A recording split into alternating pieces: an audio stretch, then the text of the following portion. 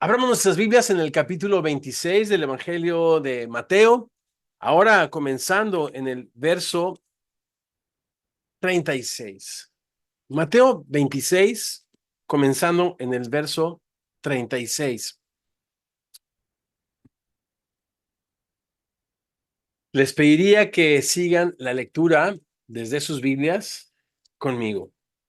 Entonces llegó Jesús con ellos a un lugar que se llama Getsemaní y dijo a sus discípulos: Sentaos aquí, entre tanto que voy allí y oro. Y tomando a Pedro y a los dos hijos de Zebedeo, comenzó a entristecerse y angustiarse en gran manera. ¿Me acompañan en una palabra de oración? Padre precioso, te damos muchísimas gracias por esta oportunidad que tú nos das de estar alrededor de tu preciosa palabra. Señor, abre nuestros ojos para que veamos en ella las maravillas de tu ley. Y contemplando en tu palabra, Señor, tu gloria como en un espejo, sigamos siendo transformados a tu imagen como por tu espíritu. Es lo que rogamos cada que nos reunimos los semillosos, quienes decimos amén y amén. En este pasaje vamos a ver una copa, pero una copa muy diferente a la que Jesús ofreció y bebió con sus discípulos el texto anterior. Aquella fue la copa del nuevo pacto, una nueva base en la que Dios decidía relacionarse con la gente, con aquellos que nos llamaría como parte de su pueblo, una base de gracia, una base en la que no depende del que quiere ni del que corre, sino de Dios que tiene misericordia. Según Jeremías 31, esta base tiene que ver con el perdón de nuestros pecados y con la obra de su Espíritu a través de su palabra en nuestros corazones, como escribe Pablo en el libro de Filipenses, poniendo Dios el querer como el hacer. Esta copa es diferente. Esta es la copa del cáliz de la ira de Dios. Y esto da pie a la oración del Señor. La oración del Señor se le conoce así al Padre Nuestro, y digo que se le conoce así en inglés, porque en inglés no se le llama el Padre Nuestro traducido, sino the Lord's Prayer o la oración del Señor.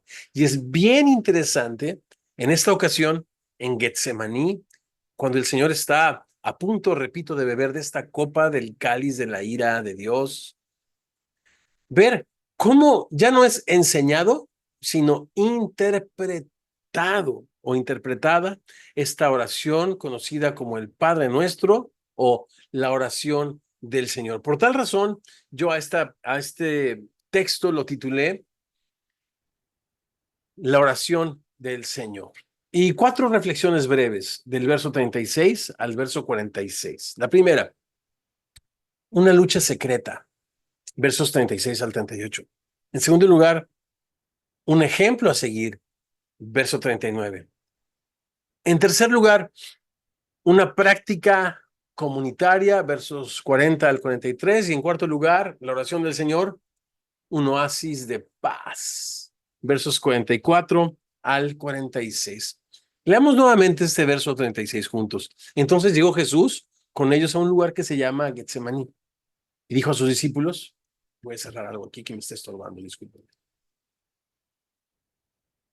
Siéntense aquí entre tanto que voy allí y oro. Y tomando a Pedro y a los dos hijos de Zebedeo, ¿se acuerdan quiénes son ellos? Muy bien, Jacobo y Juan. Comenzó a entristecerse y a angustiarse en gran manera. Entonces Jesús les dijo, mi alma está muy triste hasta la muerte, quédense aquí y velen conmigo. Getsemaní. Getsemaní es este jardín que estaba en esta ladera o en la base del Monte de los Olivos, este monte que está al este del Monte del Templo, o donde está el majestuoso templo, desde donde podía observarse y desde donde el Señor enseñó su quinto discurso, el último que tuvimos la oportunidad de reflexionar juntos. El Monte de los Olivos, como su nombre lo indica, es un monte lleno de de árboles de este fruto del olivo. Y la palabra Getsemaní literalmente significa prensa de aceite, prensa de aceite. Y era la costumbre de la época someter este producto a 3 diferentes prensas. La primera para extraer este aceite virgen para el consumo de los reyes. Pero la segunda prensa, dicho de otra manera, el mismo fruto era sometida a una segunda prensa para extraer los aceites cosméticos, para dar paso a la tercera prensa, que era ese aceite que se usaba para encender las lámparas e iluminar en la noche. Es interesante porque el Hijo de Dios fue sometido a la más terrible de las angustias, como si estuviera literalmente en medio de esta tercera prensa, esta prensa de aceite que produciría la más intensa y perdurable, la luz verdadera que venía a este mundo, es en un sentido encendida en esta prensa de aceite. Ahora, cuando leemos angustia, de la misma manera que la muerte del Señor fue única en muchos sentidos, uno de ellos es la única muerte en la historia de la humanidad de un hombre inocente, por ejemplo, sin pecado, ¿no?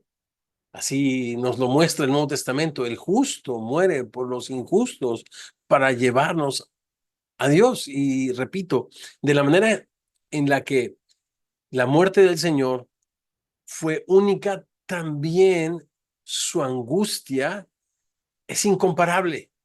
Su angustia es inconcebible para nosotros. Fue en medio de esta angustia que el evangelista Lucas, en el capítulo 22, verso 43, nos dice que le fue enviado un ángel del cielo para fortalecerle. Ahora, ¿cómo canaliza Jesús toda esta angustia? ¿De qué manera el Señor enfrenta este terrible momento? ¿De qué manera lo enfrentarías tú? ¿Lo enfrentaría yo? Dice el Salmo 34, verso 17 al 18. Es un salmo que hace algunos meses pusimos como reto aprendérnoslo, y yo, para no olvidarlo, lo recito o lo repito cada vez que me despierto y abro mis ojos. eh, lo repito junto con otros textos. Y en el corazón de este texto que habla de la oración, dice esto: claman los justos y el Señor escucha y los libra de todas sus angustias.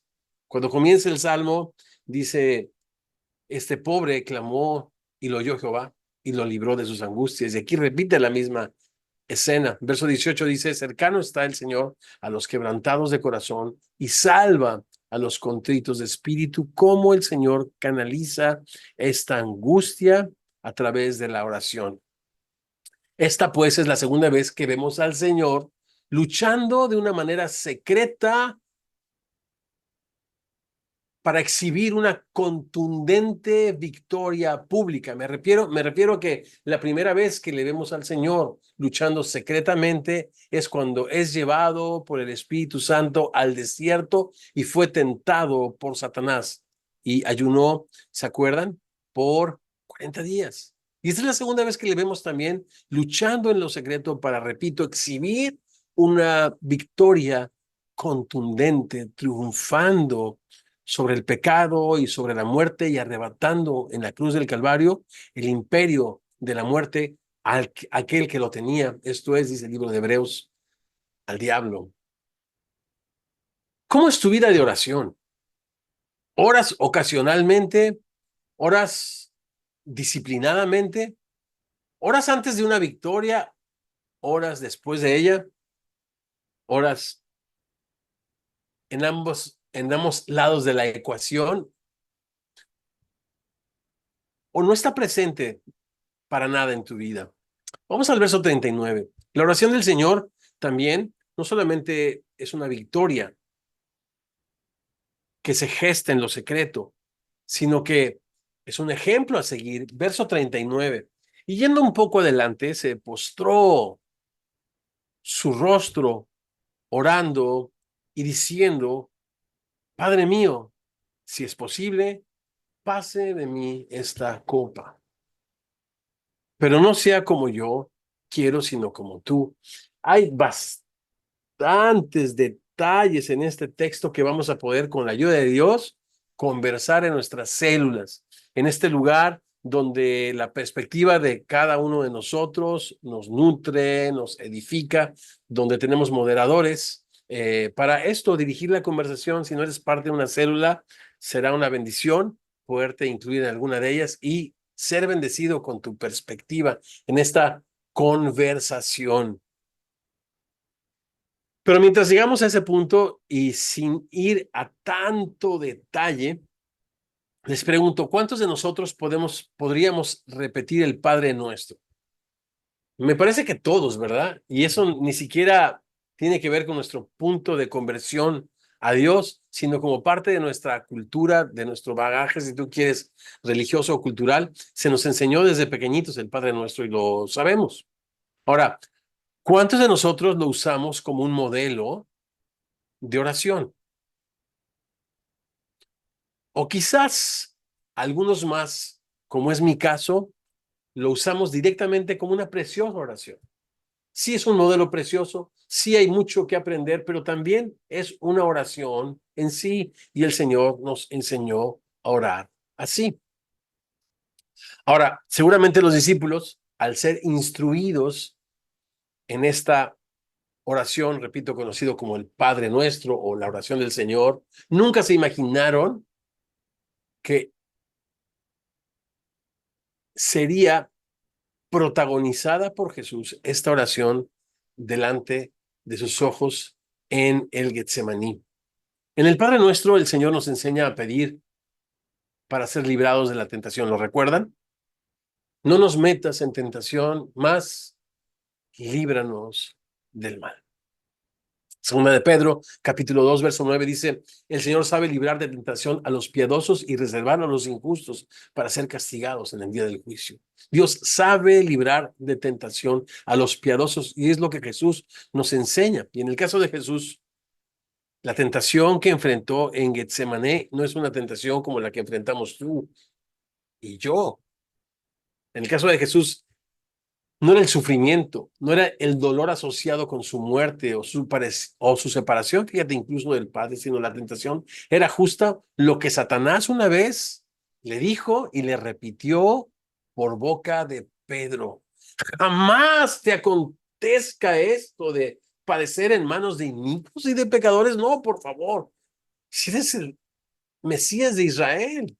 Pero ¿qué le contesta el Señor? Apártate de mí, Satanás, porque no pones tu mirada en las cosas de Dios, sino en las cosas de los hombres. La copa que estaba Jesús a punto de beber era la copa de la ira de Dios, cuando el Padre cargaría el pecado de todos nosotros sobre él, según lo enseña Isaías 53, verso 6. La copa la bebería Jesús en el monte Calvario, pero decidiría beberla en la prensa de aceite, en Getsemaní, en el monte de los olivos. La bebería en un monte, pero la decisión de hacerlo sucedería aquí, en Getsemaní, en el monte de los olivos. Es también en el Padre Nuestro que Jesús nos enseña, recuerdan, a buscar sobre todas las cosas, la voluntad de Dios. ¿Lo recuerdan? Hágase tu voluntad en el cielo, así también como en la tierra. ¿Qué impresión te produce que Jesús, siendo Dios, se sometió a la voluntad de su Padre? ¿Qué impresión te produce que el Señor no nos pide o no te pediría algo que en su humanidad no estuvo dispuesto a hacer? En ese y en muchos sentidos, por supuesto, Él es el camino a seguir. Él es la verdad, Él es la vida. No solo es el camino al Padre, sino Él es la manera en la que la comunión con el Padre se desarrolla, ¿no? Buscando sobre todo las cosas hacer su voluntad. Y si es así, ahora es tiempo de disciplinarnos a luchar en privado, tal y como lo hizo Jesús, usando esta maravillosa arma llamada oración, para que públicamente podamos disfrutar de la victoria. ¿Y cuál es la victoria? hacer lo que a Dios le agrada, lo que Él nos ha llamado a hacer. Las batallas de fe se ganan o se pierden en el cuarto de guerra de la oración. Se pierden orando, perdón, se ganan orando y se pierden abandonando el cuarto. Simplemente como los discípulos, por su falta de oración, siendo dirigidos al caos. En tercer lugar, vamos al verso 40. La oración del Señor es también una práctica comunitaria. Versos 40 al 43. Vino luego a sus discípulos y los halló durmiendo y dijo a Pedro: ¿así que no has podido velar conmigo ni una hora? Velad y orad para que no entren en tentación. El espíritu a la verdad está dispuesto, pero la carne es débil. Otra vez fue y oró por segunda vez diciendo: Padre mío, si no puede pasar de mí esta copa sin que yo la beba, hágase tu voluntad. 43. Y vino otra vez y los halló durmiendo, porque los ojos de ellos estaban cargados de sueño. Algo que me llama mucho la atención cuando oro el Padre Nuestro, cuando lo leemos, cuando al pasar por el capítulo 6 lo reflexionamos juntos, es la forma plural en la que está escrito. Repito, es la forma plural en la que está escrito. Ustedes, pues, orarán así: Padre nuestro que estás en el cielo. La oración involucra a la comunidad.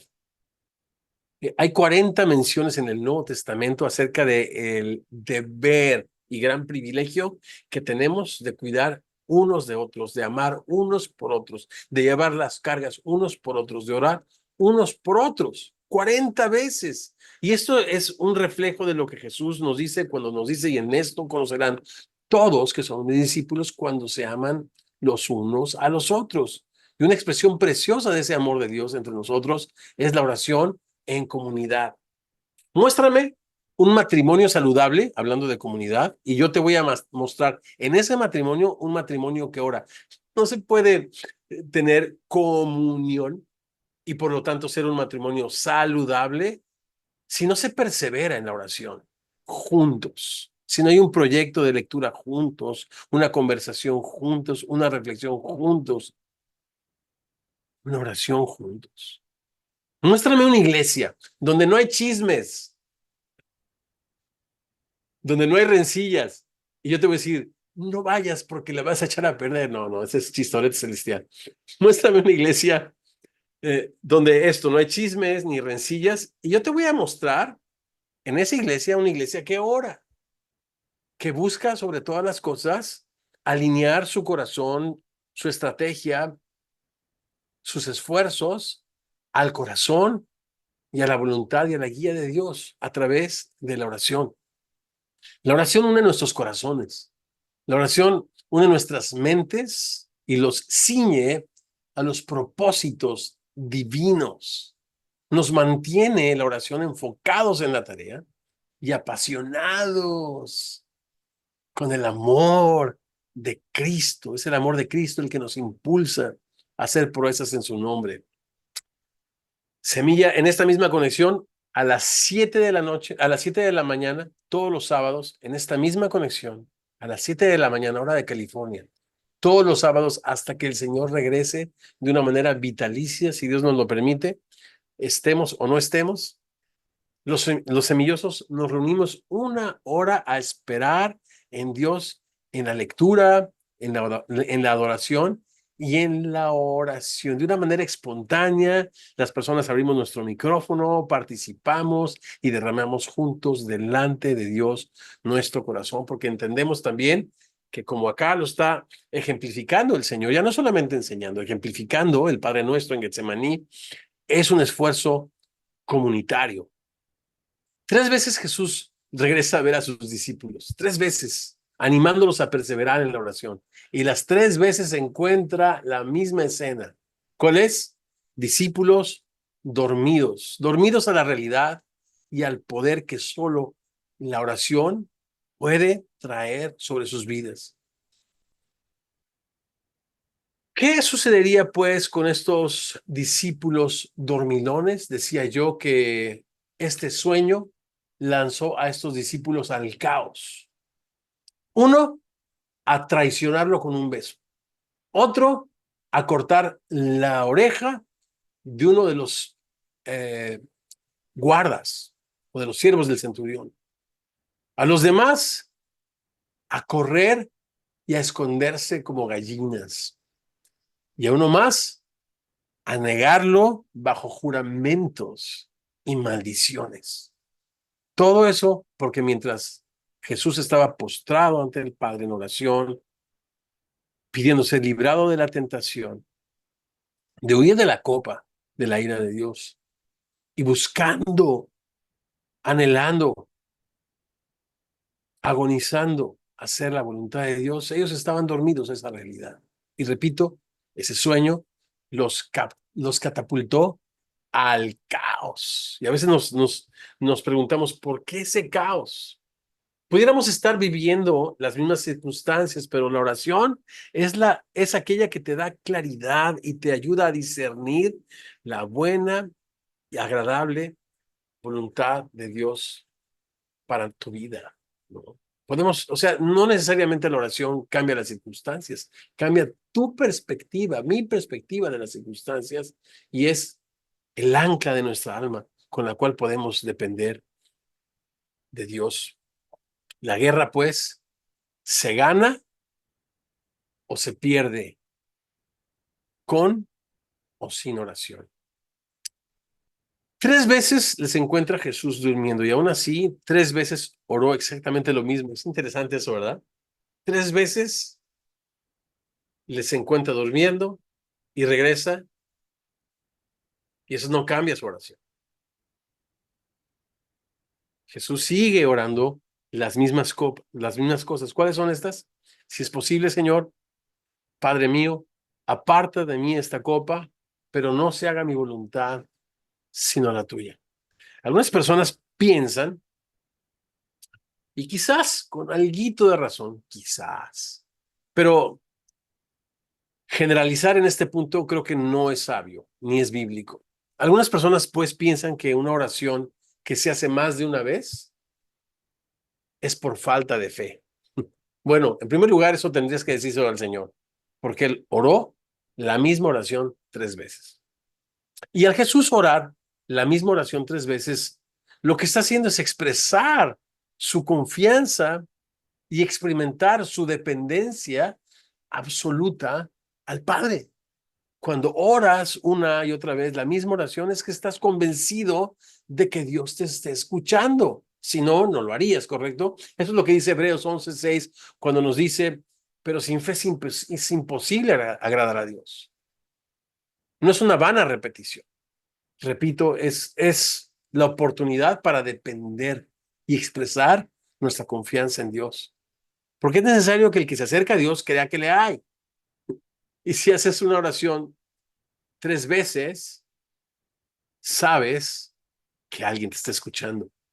Es lo que dice Hebreos 11:6, que es el que es necesario que el que se acerca a Dios crea que le hay y que Él premia, galardona a los que le buscan. También el Salmo 145, 18 al 19 dice, cercano está el Señor a los que le invocan, a todos los que le invocan, dice el mexicano, de veras, de veras. ¿Y cómo le invocas de veras? Pues cuando ni le añades, ni le quitas, escucha esto, a tu queja, a tu lamento, a tu súplica, a tu intercesión, a tu acción de gracias. ¿Tú crees que Dios se va a cansar de tu oración? Es como si se cansara de tu alabanza, ¿no? Y yo creo que mucho de lo que el Salmo 145 quiere decirnos tiene que ver con eso, invocarle de veras, es orar persistentemente como el Señor en Getsemaní. Y dice también en el Salmo 145, cumplirá el Señor el deseo de los que le temen y escuchará a sí mismo el clamor de ellos y los salvará. Hagamos una recapitulación, la oración del Señor. Es una lucha secreta que tiene recompensa en público.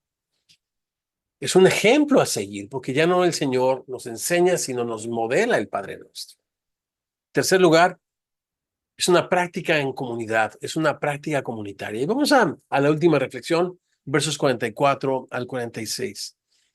Verso 44. Y dejándolos, se fue de nuevo. Y oró por tercera vez diciendo las mismas palabras. Entonces vino a sus discípulos y les dijo, duerman ya y descansen. Y aquí ha llegado la hora y el Hijo del Hombre es entregado en manos de pecadores. Levántense, vean que se acerca el que me entrega. Esa sección se me hace muy interesante y lo que yo hice en esta sección fue leerla y meditarla, leerla y meditarla. Mi mamita, que nos está escuchando y es parte de esta reunión, no transmisión, sino reunión, donde reconocemos las historias, conocemos a nuestros hermanos preciosos que tenemos comunión con ellos. Y había un pastor llamado Pedro de Coster, que cuando yo era joven, hace 40 años, y mi mamita seguía igual de guapa como ahora, o estaba igual como sigue ahora, quiero decir, nos enseñaba a orar. Y decía, o nos enseñaba a leer la Biblia, decía que la Biblia se leía así como los pajaritos beben el agua, que toman un poquito porque su piquito es reducido y lo que hacen es para pasar el agua es levantar sus ojos al cielo. Y yo en esa sección fue lo que hice. Leí este texto y levantaba mis ojos al cielo, me ponía a orar y a reflexionar y lo volví a leer y me hacía preguntas como, ¿qué más dice la Biblia al respecto? Etcétera, etcétera, etcétera. Y es que el silencio del Padre fue la respuesta que Jesús estaba esperando. Porque tú puedes decir, ¿y cuál fue la respuesta del Padre? Yo no sé si viste ya el cambio de ánimo, la gallardía, la entereza con el que el Señor levanta su rostro del piso, se va hacia sus discípulos y les dice, descansen, se acerca el que me entrega, levántense. Porque él escuchó una respuesta del Padre en el silencio. Y sí, es muy cierto que los tres tipos de respuesta que nosotros podemos esperar de Dios a nuestras oraciones son el sí, el no y el espera. Y pensaba yo, Jesús después de esperar, Jesús después de depender y agonizar incluso en oración, recibió la respuesta que estaba buscando. No, no es posible pasar de ti esta copa. Jesús recibió un no en forma de silencio. Eso es interesante. Y yo me hacía la pregunta, ¿cuántas veces el Señor me ha respondido un no a través de su silencio? Porque a veces el silencio puede ser espera, pero a veces el silencio es no. ¿Cómo saberlo? Orando, orando, orando tú vas a poder discernir la voluntad del Padre. Y el ejemplo es este, mamita, ¿te acuerdas? Cuando por mucho tiempo mi hermano Beto, tú y yo oramos para que mi hermanita Marta, 6 años menor que yo, eh, sanara. Venimos al conocimiento de Cristo. Mi hermanita nació y tuvo una lesión en el parietal izquierdo de su cabecita, de su cerebro, y vivió toda la vida con una persona minusválida mentalmente.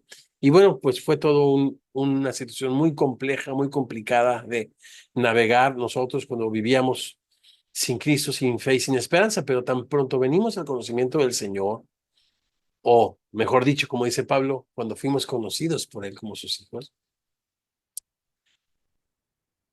oramos y oramos. Y Señor, si es tu voluntad, sánala, y si es tu voluntad, sánala, y si es tu voluntad, sánala. Y recibimos a cambio de esa oración persistente que duró no menos de 20 años, un silencio. Y a través de ese silencio recibimos un no como respuesta.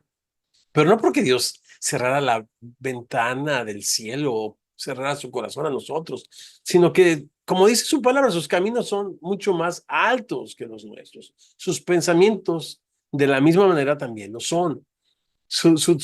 Ustedes conocen la historia, mi hermanita, ya al final de su vida pasó muchos de los mejores años de su vida en comunidad, en este centro, el Recobro, al que primero como iglesia nosotros tuvimos la oportunidad, Semilla, de apoyar por muchos años, pero después se vinieron con una serie de bendiciones a nuestras vidas increíbles, le dieron los mejores años a mi hermana, y a través de que mi hermana estuvo allí los últimos años de su vida, después las iglesias Semilla en la frontera con Texas, en la Ciudad de México, y todas las expresiones de Semilla nos hemos venido de una u otra manera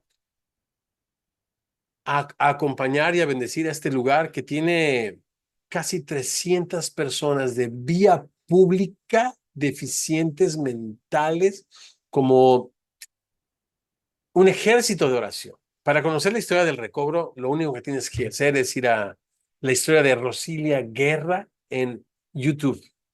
Rosilia Guerra en YouTube. Puedes conocer más de su historia y la historia de este precioso lugar, el Recobro, donde la fe y la esperanza se recupera al ver la transformación que Dios hace, no solamente en la vida de las personitas que viven en ese lugar, sino en la vida de todos aquellos que interactuamos con esos preciosos y maravillosos ángeles. Pero otra vez, los caminos de Dios son más altos que los nuestros y sus pensamientos, repito, de igual manera lo son.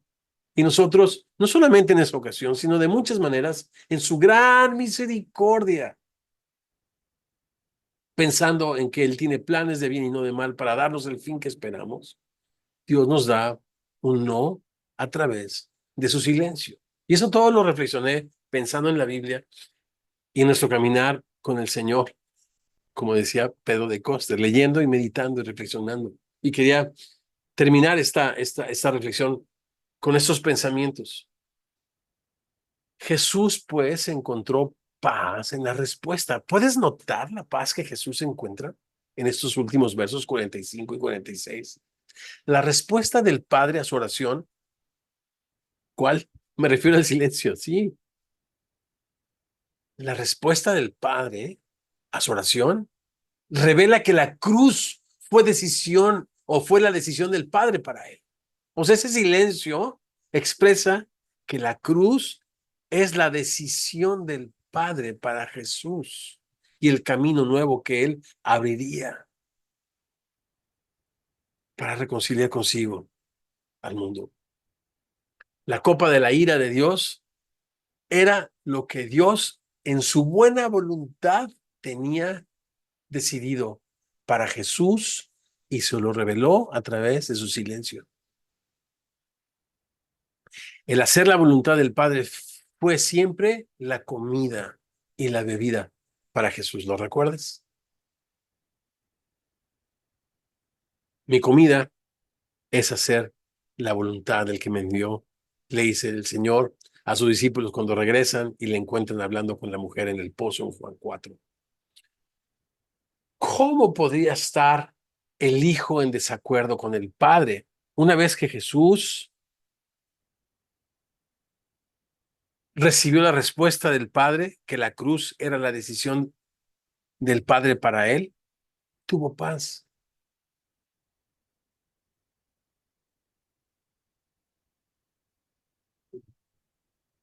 Su rostro lo afirmó para ir a entregar su vida en rescate por todos y cada uno de nosotros. Leamos nuevamente los versos 45 al 46 para terminar.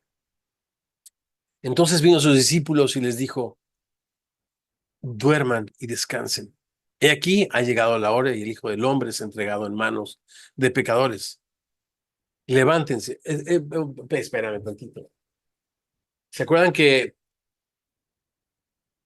a más observación, a una mayor observación, una mejor interpretación? ¿Cómo podemos interpretar o reflexionar estos versos si parecería que se están contradiciendo? Duerman ya y descansen. El Hijo del Hombre es entregado. Levántense, vamos. Se acerca el que me entrega. Si todo es parte de una misma escena, ¿no será que al recibir la respuesta del Padre y descubrir que la cruz es la decisión del Padre para él, tiene paz y entonces les ofrece y nos ofrece descanso para nuestra alma? que el hecho de que Jesús haya ido valientemente a una cruz a ofrecer su vida es lo que a nosotros nos da la posibilidad de descansar de nuestras obras, de encontrar reposo en Él. Y me gusta porque sus palabras son siempre llenas de gracia. De su plenitud tomamos todos y gracia sobre gracia. Y a estos discípulos que nuevamente, y estaba presupuestado, le fallarían también en la oración, que se jactaron versos atrás de que no le abandonarían, no le abandonarían al ser entregado, le abandonaron el lugar más importante en la oración. Y repito, fueron entregados al caos. Y a ellos, con una gran paciencia, con un gran amor, les dice y nos dice, descansen. Él lleva nuestras cargas. Vengan los que están trabajados, oprimidos, cargados por sus pecados, por aquellas cosas que les asedian, que yo les haré descansar. Y lo que nos invita a llevar con nosotros es un yugo de comunión y de confianza, así como Él nos lo acaba en esta preciosa oración del Señor de ejemplificar en el secreto, con su ejemplo, en comunidad y encontrando a través de la oración paz. Oramos. Señor hermoso, te damos muchísimas gracias por esta oportunidad de estar alrededor de tu preciosa palabra. Gracias, Señor, por modelarnos lo que es una vida de oración.